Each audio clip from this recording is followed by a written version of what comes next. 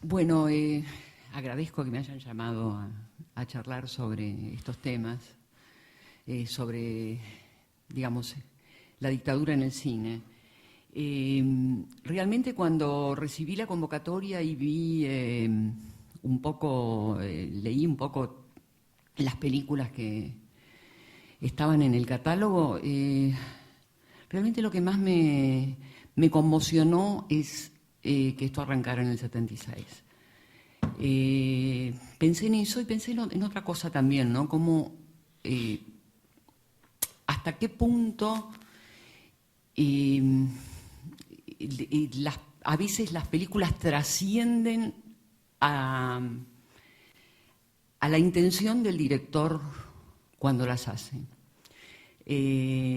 Cómo, digamos, yo no sé si cuando Los Miedos fue la primera película que produje, no sé hasta qué punto, cuando produje con Doria, con Alejandro Doria, Los Miedos, pensé que estaba tan clara la metáfora de la dictadura, aunque fue luego vista así fundamentalmente fuera del país. Creo que la intención fundamentalmente en ese momento era hacer una película que fuera adulta en un cine que en ese momento no reflejaba absolutamente nada, no solo de lo que pasaba en el país, sino de lo que pasaba dentro de los seres humanos que la habitábamos. Yo viví esa época acá y produje mi primera película acá y realmente me interesó un poco transmitir algo que creo que no está del todo demasiado claro, de cómo operaba el Instituto Nacional de Cinematografía en ese momento. El Instituto Nacional de Cinematografía tenía a una señora que se llamaba Marta Montaner y a un señor que se llamaba Peris Uridi. Ella tenía antecedentes en la CIDE y él en la iglesia, y esas dos personas eran las que leían los guiones que los que estábamos acá y sabíamos lo que estaba pasando, pero nos habíamos quedado acá y queríamos trabajar y tratar de hacer un cine adulto y no queríamos hacer estas películas ñoñas que no eran tan ñoñas porque que hacía los Palito Ortega o los Vieira o los Carreras. Eran películas que al régimen le interesaban y entonces eran grandes negocios porque no sé hasta qué punto había dinero del ejército, de las Fuerzas Armadas, pero seguro que estaban las locaciones, el vestuario, un montón de facilidades que hacían que la película abarataban la película y por otro lado eran películas que más o menos el público veía. Lo que no veía el público en ese momento era el cine que pretendía ser serio, porque era muy lavado.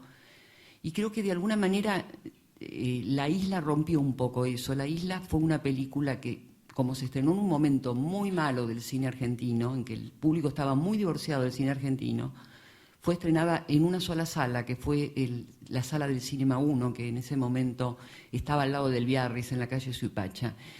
Y fue tanta la afluencia de público que en tercera semana abrió a 16 salas y pasó los 600.000 espectadores, que en ese momento, digamos, fue como que rompió un poco la inercia que había con el cine que pretendía ser serio. El año anterior se había estrenado La parte del león, que no tuvo suerte con el público, pero creo que para mí fue la primera película realmente que presentaba el Buenos Aires que estábamos viviendo, una película, digamos, una película policial, digamos, que tiene que ver mucho con el policial negro norteamericano, y se veía realmente seres con problemas económicos y que tenían seres que, bueno, que sufrían un Buenos Aires, y había una visión de Buenos Aires que no era la visión que daban las películas de de Sandrini, las películas de Balay, esas películas chatas, ¿no? Y creo que también lo que pasó es que no se dio lo mismo en el 76 que en el 77, en el 78, en el 79 o en el 80. No sé si La Isla hubiera podido hacerse hubiera pasado la censura en el 76. Fue a fines del 78. Creo que hay un cambio ya en el 79. Se empiezan a dar cuenta que de alguna manera, digamos, que el cine es demasiado chato y que no hay películas interesantes. Bueno, empieza a aflojar un poco la censura. Creo que hay otra película que ya es del 81, que es muy importante, que es la segunda de Aristarain, que realmente cuando yo estuve en el estreno, y creo que todos los que estuvimos ahí nos sorprendimos porque hacían muchos años que no se decían en el cine, bueno, muchos años, posiblemente en los 70, antes del 76, hubo películas que transmitían, digamos, cosas. Hubo un cine muy interesante, fundamentalmente en el 73, 74. Hubo un boom del cine argentino, se hicieron películas bárbaras. Pero fue muy importante Tiempo de Revancha de Aristarain. Con respecto a la censura, tengo algunas anécdotas muy significativas. Yo trabajé con María Luisa Bember a partir del año 80, pero sabía digamos, con una película que se llamó Momentos. María Luisa había querido hacer antes una película que hizo después, que se llamó Señora de Nadie, y la presentó allá por el año 77, 78 al instituto.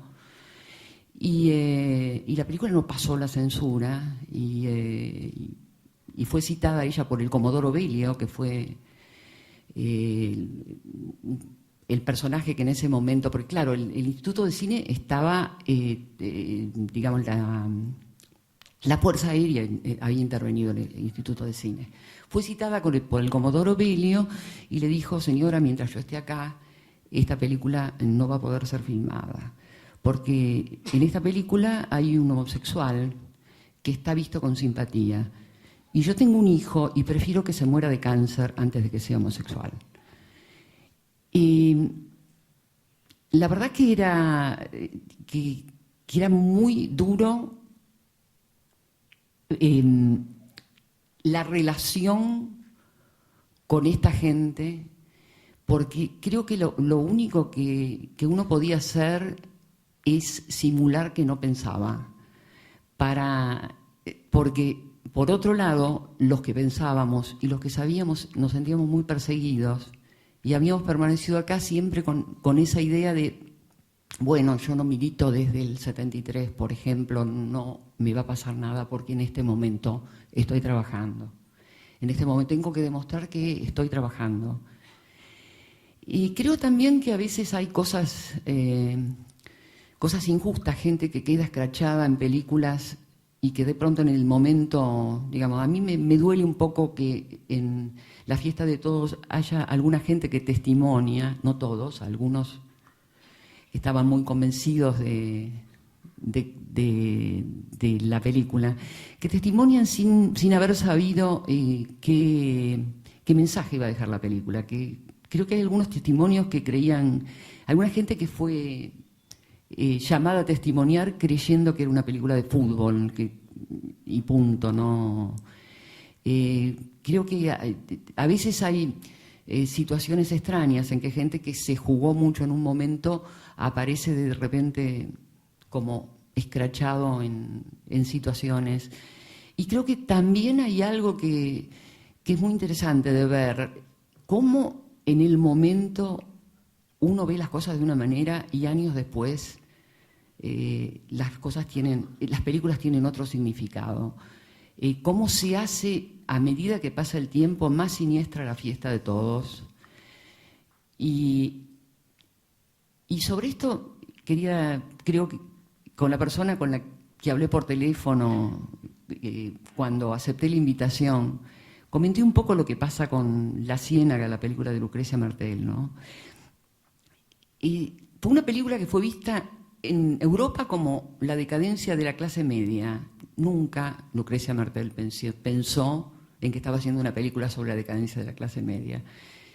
Pero sé por Lucrecia Martel el odio que ella engendró, digamos, el odio que, digamos, que la falta de piedad que ella tiene con la clase media alta salteña se debe a que en su infancia y en su pubertad se sintió engañada, porque creo que solo los chicos y los púberes, los adolescentes, podían no saber lo que estaba pasando. Y ella siempre cuenta que cuando se enteró de lo que estaba pasando en el país, odió mucho a sus mayores, los que, digamos, creo que en Lucrecia hay como una cosa de ocultamiento que surge con... Yo misma, cuando filmaba La Ciénaga, decía, pero esto... la sentía como con una falta de piedad absoluta con algunos personajes.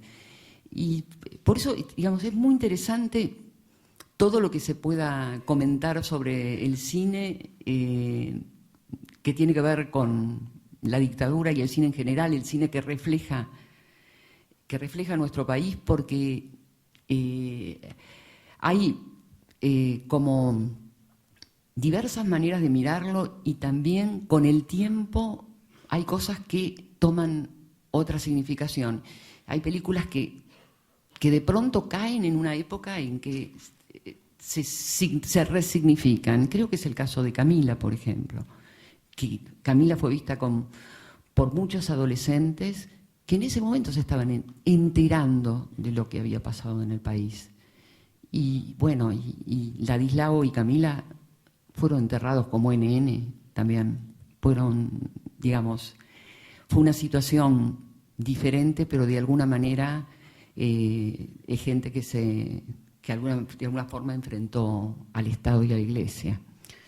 Bueno, creo que se puede hablar un montón de esto, sería muy bueno hacer como un debate sobre esta temática, porque de alguna manera el cine nos atraviesa nuestra vida y bueno, ya juntar al cine con la dictadura es como